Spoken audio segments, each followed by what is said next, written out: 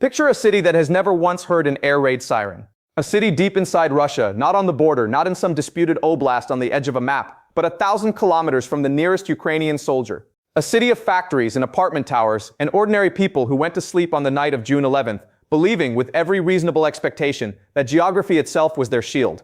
The war, as far as they were concerned, was something that happened elsewhere, to other people, to the people the state television described as enemies. Now picture that same city waking up at 3 in the morning to the sound of explosions rolling across it like thunder. Not distant, not muffled, but close enough to rattle windows, close enough to make fathers grab their children and run for the stairwell. And then a few hours later, watching smoke rise from the skyline, from the factories that define this city, that employ its people, that for decades produced the fuel and the chemicals that kept the Russian economy running.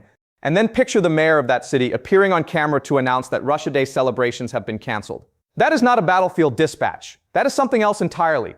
That is what it looks like when a war changes its geometry. What does it mean when a country can no longer protect its industrial heartland, not just a pipeline, not just a border depot, but one of the most strategically vital refinery complexes in the entire country, and the only thing its officials can say is that the affected enterprises are promptly dealing with the consequences? Let me tell you exactly what it means. The city is Nizhnekamsk in the Republic of Tatarstan. It sits in the Volga-Ural basin, roughly the same distance from Ukraine's border as London is from Warsaw. It is not a military town.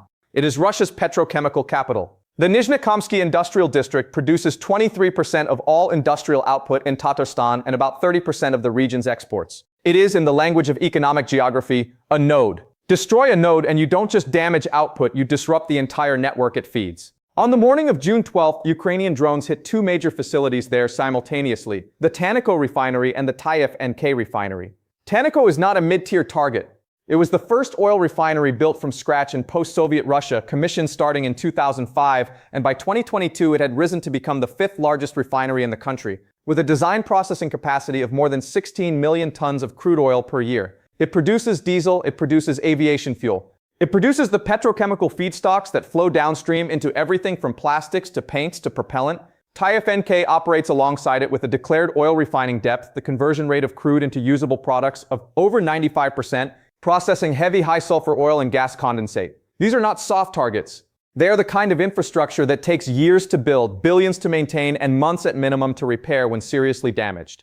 Ukraine's Special Operations Forces, coordinating with a Russian resistance movement that calls itself Chernaya Iskra Black Spark, focused the attack on what they described as vital components of the refinery, with SOF released video and reporting indicating substantial damage to the ELU EVT-7 unit at TANECO. The ELU EVT-7 is a primary crude oil distillation installation. This is not a secondary processing unit you can route around. It is where the refining process begins, where crude is heated, separated into fractions, prepared for everything that comes after. Damage it, and nothing downstream works at full capacity. The crude just sits there. I want to be precise about what we know and what we don't. Ukraine's SOF confirmed the strike and described the damage as substantial. Russia's governor of Tatarstan, Rustam Minikhanov, acknowledged the attack and said, and I'm going to quote him carefully here, that the enterprises that came under attack are promptly dealing with the consequences. That is the language of a politician. It tells you something happened, it does not tell you how bad. Independent verification of the full damage extent at TANECO is not yet available. So when I give you the significance of this strike, I am working from confirmed structural targets, established capacity figures, and the operational logic of what hitting a primary distillation unit means. I will not speculate beyond that. What I can tell you is this. On the same morning, Ukrainian forces also struck the Tolyattikauchuk industrial complex in Samara Oblast, approximately 890 kilometers from Ukraine's border, where a confirmed fire broke out. Tolyattikauchuk does not produce gasoline or diesel. It produces something arguably more strategically sensitive in a wartime context, synthetic rubber. Specifically, the kind used in the production of solid rocket fuel for tactical and ballistic missiles. Ukraine is not just attacking Russia's fuel supply, it is attacking the upstream materials chain for the weapons Russia uses to strike Ukrainian cities. That distinction matters, and we will come back to it. Today is Sunday, June 14th, 2026. Russia Day was 2 days ago. And in the 48 to 72 hours before this video, the operational tempo of Ukraine's deep strike campaign tightened in a way that has no precedent in this war. This is Prophet Jang. If you're watching this and you haven't subscribed yet, these are the videos that go under the headline, into the numbers, into the system. That's what we do here. Hit subscribe if that's the kind of analysis you want in your feed. Now let's follow the money, because that is always where the real story lives. The strike on June 12th did not happen in isolation. 2 nights earlier, on June 10th, Ukrainian forces hit the Kuibyshev oil refinery in Samara Oblast, a separate facility also deep inside Russia. The confirmed damage there was to the AVT-4 and AVT-5 primary oil processing units and an RVS-2000 storage tank. The Ukrainian General Staff confirmed that the plant subsequently ceased all operations, and on June 11th, Ukraine's General Staff and Special Operations Forces confirmed strikes on yet another facility, the Afipsky oil refinery in Krasnodar Krai, from an operation conducted slightly earlier. 3 refineries, different regions, 3 days. And that's before you account for Tatarstan's drone danger regime, declared in the early hours of June 12th, which restricted flights at the airports of both Kazan and Nizhnekamsk. Before you account for the powerful explosions that residents of Nizhnekamsk reported across the city. Before you account for Russia's claim, which I'll note at face value without endorsing, that it intercepted 231 Ukrainian drones overnight on June 12th across 15 Russian regions, occupied Crimea and the Sea of Azov. 231 drones in one night, over 15 regions. Let that number sit with you for a moment, because it tells you something about scale that is easy to miss when you're reading individual strike reports one at a time. Now let's build the chain. Ukraine's commander-in-chief, General Syrsky, reported that in May 2026 alone, before this week's strikes, Ukraine's deep strike systems targeted 111 Russian military, industrial, energy, and oil infrastructure facilities, causing an estimated $1.058 billion in damage. 1 month, 111 facilities, $1 billion. That cumulative damage, going back further, has reached approximately $25.5 billion in total direct and indirect economic losses, according to Syrsky's figures from late April. Whether you take those Ukrainian government figures at full face value or discount them for official optimism, the order of magnitude matters. This is not a sideline operation, this is a systematic campaign. And here is where the cause and effect chain becomes concrete in a way that should concern anyone who thinks this war ends quickly. Russia's average refinery throughput in May 2026 fell to an estimated 4.58 million barrels per day. That sounds like an abstract number until you compare it. That figure is approximately 700,000 barrels per day lower than a year earlier. That is a 13% decline. And it is the lowest level of Russian refinery throughput since October 2009, before the fracking revolution, before the post-2014 sanctions regime, before any of the disruptions of the last decade. Russia is processing less oil domestically than it has in 17 years.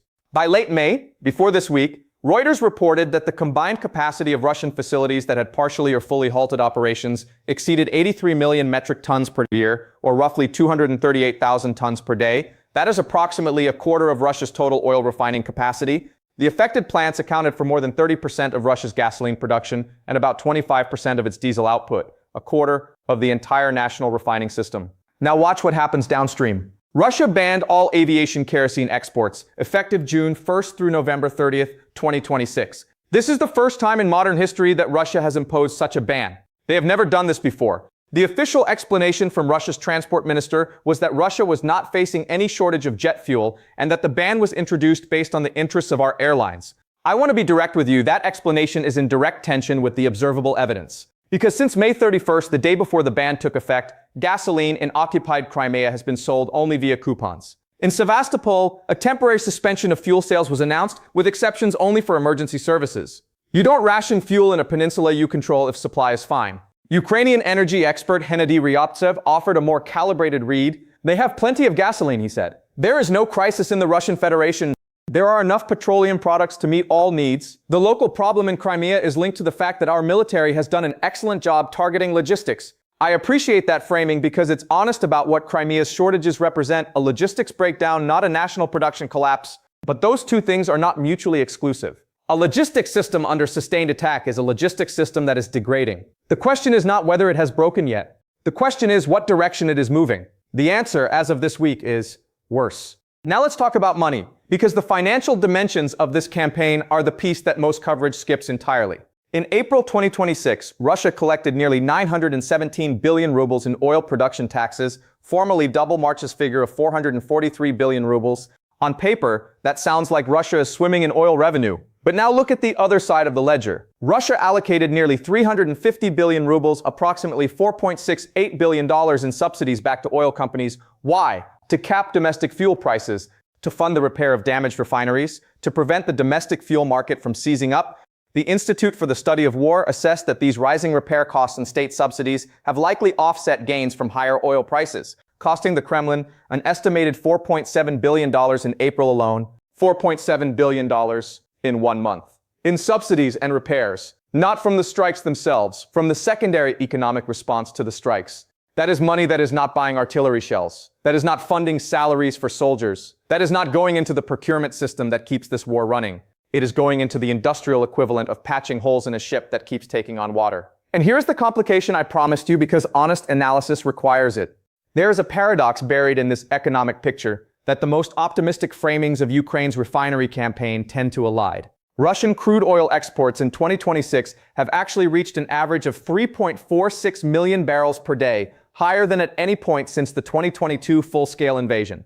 Because when you damage or disable a domestic refinery, the crude that would have been processed there doesn't disappear. It gets redirected. It gets exported. And at globally elevated oil prices, elevated in part because of broader regional tensions, Russia is earning more per barrel, even as it processes fewer barrels at home. So the picture is genuinely complicated. Ukrainian strikes are imposing real financial pain. They are straining the domestic fuel supply. They are forcing emergency export bans and rationing in Crimea. But they are not straightforwardly collapsing Russian oil revenues because the global market is absorbing Russian crude at high prices. The damage is structural and cumulative. It is not a single knockout blow. Anyone telling you otherwise is overselling what the data actually shows. What the data does show clearly is that Russia's domestic processing capacity is being degraded faster than it can be repaired, that the financial cost of the repair effort is substantial and growing, and that the campaign is now reaching deeper and hitting harder than at any previous point in the war. I want to spend a moment on Black Spark, because this is one of the most strategically interesting aspects of the June 12th strikes, and it tends to get buried under the headline numbers. Chernaya Iskra, Black Spark, is a Russian resistance movement operating behind Russian lines. It specializes in sabotage, intelligence gathering, and targeted strikes on Russian military infrastructure in coordination with Ukraine's Special Operations Forces. This is not a new phenomenon. In September 2025, Black Spark coordinated with Ukraine's SOF to disable the ELUAT-6 unit at the Iskra oil refinery in Krasnodar territory. Note the target, the ELUAT-6, a primary crude oil distillation unit. The same type of installation as the ELUAVT-7 at TANECO that was hit this week. In December 2025, the same network struck 2 sanctioned Iranian arms route vessels in the Caspian Sea. This is not improvised. This is a repeating target template applied systematically to the most critical upstream processing installations in Russia's refining system. Someone or some team has identified primary distillation units as the choke point in the entire refinery system. They are correct. Primary processing units are not optional steps. They are the beginning of the refining chain. Damage them, and the downstream capacity that Russia retained from earlier strikes becomes irrelevant because you have cut off the feedstock. The TANECO strike is the third confirmed attack on that facility. The first was in April 2024. It caused a fire that was extinguished quickly, and Russian officials claimed no significant production disruption. The second and the third strikes have now landed on the most critical unit in the plant, not the periphery, but the core. That is a pattern of learning, of adaptation, of targeting that gets more precise with each iteration. I don't know the full extent of the damage from this week's strike on the AVT-7. No independent verification has confirmed the repair timeline, but I know this: when you consistently hit the same type of unit in the same type of facility across multiple operations over 18 months, and you're doing it in coordination with people on the ground inside Russia, you are not running a random harassment campaign, you are running a strategic dismantlement. There is another thread here that deserves its own moment. The Tolyattikauchuk strike and what it tells us about the ambition of this campaign. Synthetic rubber sounds mundane. It is not. The specific synthetic rubber compounds produced at Tolyattikauchuk are feedstocks in the production of solid rocket propellant, the fuel that powers Russia's tactical and ballistic missiles. These are the missiles that strike Ukrainian cities. They are not assembled at the front. They are assembled somewhere in Russia's defense industrial complex, using components sourced from facilities like Tolyattikauchuk, using propellant that depends on synthetic rubber supply chains that flow through Samara Oblast. Ukraine is not just trying to degrade Russia's ability to move vehicles and aircraft. It is trying to climb further up the supply chain to the materials that make the weapons before the weapons are made. If you hit a missile after it is built, you shoot it down. If you hit the propellant precursor facility before the missile is built, you constrain how many missiles get built at all. That is a fundamentally different level of strategic ambition. Whether the Tolyattikauchuk strike caused damage sufficient to actually reduce Russian missile production in measurable terms, I cannot confirm that, and I will not claim it. What I can confirm is the intended logic and the confirmed presence of fire at the facility and the confirmed nature of what it produces. Now I want to take a moment and be honest with you about the residential building. A drone struck a 12-story residential building in Nizhnekamsk on June 12th. 4 people were hospitalized. The mayor confirmed this. Ukraine has not publicly addressed it. I'm not going to tell you that doesn't matter because the strategic context is important. It matters. 4 people were hurt in their homes. They were not military personnel. They were not part of Russia's war machine. They were people who live in Nizhnekamsk. This is the reality of a drone campaign conducted at long range, at scale, under contested airspace, in a city that is also home to major military industrial targets. Drones miss. Guidance systems fail. And when they fail in an urban environment, people who had nothing to do with the war get hurt. Ukraine is not targeting residential buildings. That is clear from the operational logic and from every confirmed detail of this campaign. But the effect on those 4 people is the same regardless of intent. I raise this not to undercut the strategic analysis, but because any honest accounting of what a deep strike campaign looks like has to include this. War is not clean. Not even the parts of it that are tactically sophisticated and strategically rational. Now let me bring this back to you, because this war has a direct line into your life in ways that most coverage does not draw clearly enough. Russia's ban on aviation kerosene exports is in effect until November 30th, 2020. Russia was, before this campaign intensified, a meaningful supplier of petrochemical products and fuel feedstocks to global markets. The disruption of roughly a quarter of Russia's domestic refining capacity and the ongoing targeting campaign that is deepening that disruption does not stay inside Russia's borders. It affects global supply chains for refined petroleum products. It affects the price of jet fuel, which affects the price of airline tickets. It affects the availability of diesel, which affects the cost of freight, which affects the cost of nearly everything that moves by truck. When you fill your car and notice the price, part of what you are noticing is a war economy signal. Not the only signal. Global oil prices are shaped by a dozen overlapping factors. But Russia's refinery system is not a peripheral input. It is a major one, and it is under sustained, escalating attack. The Carnegie Russia Eurasia Center analyst Sergei Vakulenko put it this way, and I want to quote this carefully because it captures the uncertainty honestly. Ukrainian attacks appear to have disabled most of the spare refining capacity that Russia traditionally maintained. If further capacity is lost, the risk of a fuel shortage would increase significantly.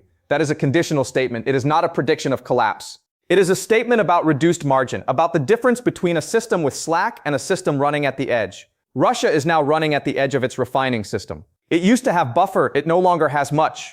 And this week, Ukraine targeted the heart of that system, not the buffer, not the edge, but the Volga-Ural refining base itself, the industrial spine of Russia's oil economy. At a distance of more than 1,100 kilometers from Ukraine's border, using domestically produced drones on Russia's national holiday. Let me tell you what the evidence does and does not show, because I think that is the most useful thing I can offer you. The evidence shows that Ukraine has developed a systematic deep strike capability that can reach the most critical nodes of Russia's industrial system at distances that were, until recently, considered operationally implausible for an adversary in Ukraine's position. The evidence shows that Russia's domestic refining throughput has fallen to a 17-year low, that a quarter of its refining capacity is offline, and that it has imposed an unprecedented ban on aviation fuel exports. The evidence shows that the financial cost of repair subsidies is running into the billions of dollars per month, and that Russia's own deputy prime minister has publicly acknowledged, for the first time, that Ukrainian strikes are reducing domestic production. The evidence shows that Black Spark and Ukraine's SOF are working from a coherent target template, primary distillation units, that gets more precise with each operation. The evidence does not show that Russia is facing an imminent fuel crisis in its central regions. It does not confirm the full extent of damage to TANECO's Ilu Aviar T7 or how long it will take to repair. It does not establish that Russian missile production has been measurably curtailed by the Tolyattikauchuk strike. And it does not resolve the paradox at the heart of this campaign that destroyed domestic refining capacity is being replaced in revenue terms by increased crude exports at elevated global prices. The economic warfare is working, but it is not working as cleanly as the most optimistic framing suggests. Analyst Vakulenko's point about the spare capacity cushion is important here. Russia had somewhere between 20 and 22% of its nameplate refining capacity idle before this campaign intensified. Old equipment, regional overcapacity, seasonal economics, early strikes hit that spare capacity first, which is why the initial damage was less severe than capacity numbers alone would suggest. Now that cushion is largely gone, which is precisely why the current strikes carry greater weight than earlier ones did. You are no longer hitting slack, you are hitting load-bearing structure. Whether that translates into a fuel crisis, a significant curtailment of Russian military operations, or simply an accelerating financial burden, the data does not yet tell us. What it tells us is that the direction of pressure is consistent, the depth of the campaign is increasing, and Russia's ability to absorb the next round of strikes is materially less than its ability to absorb the first. General Syrskyi also reported that in May 2026, Ukraine recaptured a net 100 square kilometers of territory with more than 600 square kilometers liberated since the start of the year. The deep strike campaign and the ground campaign are not separate stories, they are the same story. Fuel shortages degrade Russian armored mobility. Missile feedstock disruption constrains the bombardment rate against Ukrainian cities. Financial hemorrhage from repair subsidies reduces the resources available for frontline procurement. The war underneath the war feeds the war on the ground. The Ukrainian General Staff said it plainly on June 12th. The defense forces of Ukraine will continue to systematically reduce the Russian aggressor's capabilities to wage war against Ukraine. Systematic. That is the word I keep coming back to. Not dramatic, not spectacular, systematic. So here's the question I want to leave you with. Russia Day was June 12th. It is the day Russia celebrates its national sovereignty, its declaration of independence from the Soviet Union, its assertion of itself as a nation. And on that day, in the city that is the engine of Russia's most critical industrial region, the celebrations were cancelled. Not by a government decree, not by a diplomatic crisis, by drones that flew 1,100 kilometers from Ukraine and found their targets in the dark. The Russian state has spent years telling its citizens that the war is far away, that it is necessary, that it is being managed, that distance and industrial depth and the sheer weight of Russian geography will protect the homeland. What does it mean for a government's legitimacy, not just its military capacity, but its fundamental claim to protect its own people when the war arrives on Russia Day in Tatarstan in the middle of the night, and the governor can only say that enterprises are promptly dealing with the consequences? There are things states can survive militarily that they cannot survive politically. Not quickly. These things take time, and the Russian state has proven more resilient than many predicted. But resilience is not the same as immunity. And every time a drone reaches a place that was supposed to be unreachable, the gap between what the state promises and what it delivers gets a little wider. I don't know how that ends. I genuinely don't. No one does. But I think it is one of the most important questions of this war, not the front lines, not the weapons deliveries, not even the refinery capacity numbers. The question of what happens to a government's relationship with its own people when the war it started comes home. That question does not have an answer yet. But it is being written one drone strike at a time in the cancelled celebrations of a national holiday in a city that thought geography would keep it safe. This is Prophet Zhang. I'll see you in the next one.